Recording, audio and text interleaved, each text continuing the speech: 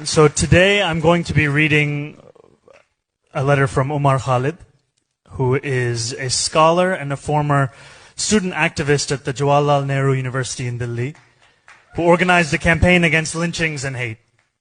He has been in jail for more than 1,000 days under the Unlawful Activities Prevention Act and has yet to face trial, though his bail application has been repeatedly denied. He has also faced an assassination attempt. So this is Umar's writings. On a cold February morning earlier this year, I was taken out from jail in a police van for my first peshi in court since my arrest in September last year. Inside the van, the cops were having an animated conversation about the farmers' protests. But after 4 months of captivity, the sight outside was more alluring for me. I could see people going to their offices and children to their schools. There were people in cars, buses, and on roads. Some were immersed in their phones while others were talking to each other. There was no one watching over them. They were free to go wherever, talk to whomever. It was a fascinating sight, the sight of free people. I was reminded of the past when I too, like the people I was staring at, had been free.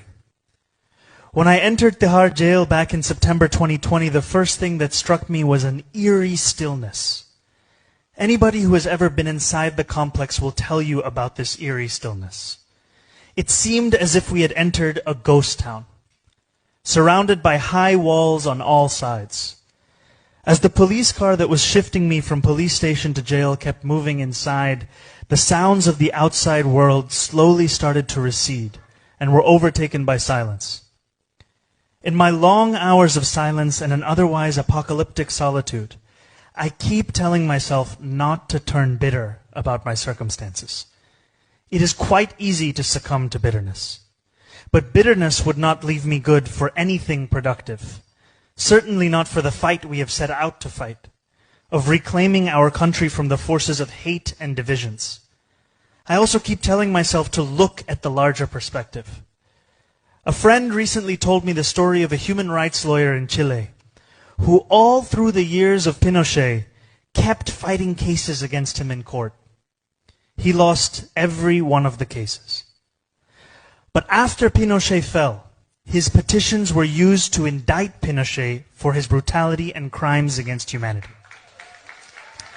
And now, many years later, Chile has elected a left-wing president.